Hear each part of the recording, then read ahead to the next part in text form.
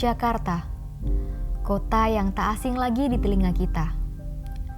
Bagi sebagian orang, kota ini adalah ruang mimpi. Tempat sebagian masyarakat Indonesia mengadu nasib, mengais rezeki.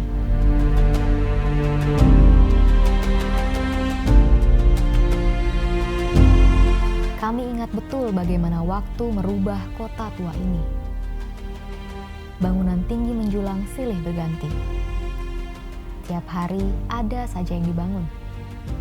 Dari gedung pemerintahan, fasilitas publik, hingga pusat-pusat perbelanjaan. Namun kami tetap begini, membangun diri, menyesuaikan keadaan. Tetapi disinilah rumah kami. Tanah tempat kami pertama kali menangis saat mulut rahim ibu menganga di tengah kemacetan kota.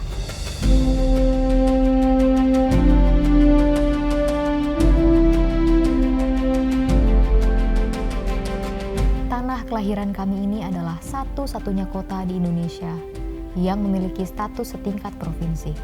Kota ini terletak di pesisir bagian barat Laut Jawa. Dulu namanya Sunda Kelapa, Jayakarta, dan Batavia.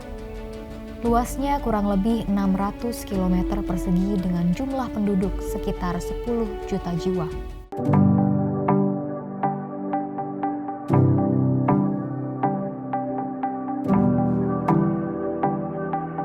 Ketika kami beranjak dewasa, Jakarta terus berbenah.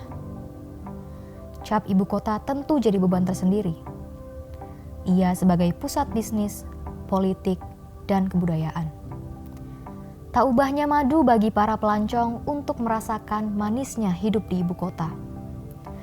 Bagaimana tidak, kota ini mengalami pertumbuhan ekonomi cukup pesat. Sekitar 70% uang negara beredar di Jakarta. Tahun 2012, pendapatan per kapita masyarakat kota ini mencapai angka 110,46 juta rupiah per tahun. Dan produk domestik regional bruto tahun 2018 mencapai 2.559,17 triliun rupiah.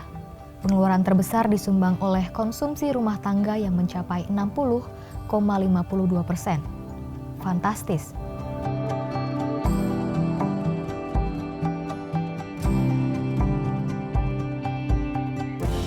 Namun bicara Jakarta tentu tak melulu soal ekonomi.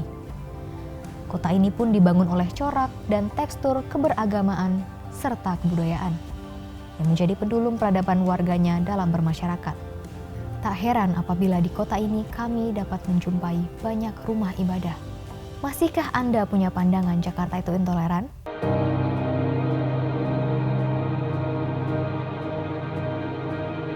Selain itu, ruang-ruang kebudayaan banyak bertebaran di sudut ibu kota.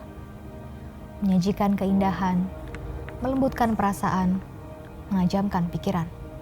Lantas, masihkah Anda berpikir Jakarta hanya melulu kemacetan kota?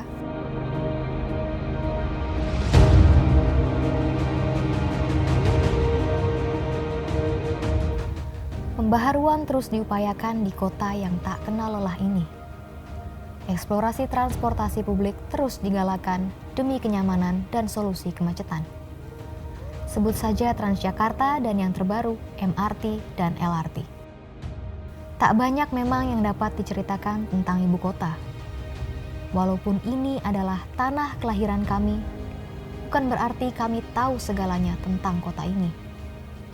Lihat saja, berapa banyak warga yang masih mengemis di jalanan. Berapa banyak warga Jakarta yang belum bebas dari jerat kemiskinan.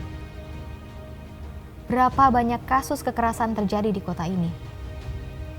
Berapa banyak tindak kejahatan merenggut kebebasan warganya untuk hidup nyaman di ibu kota?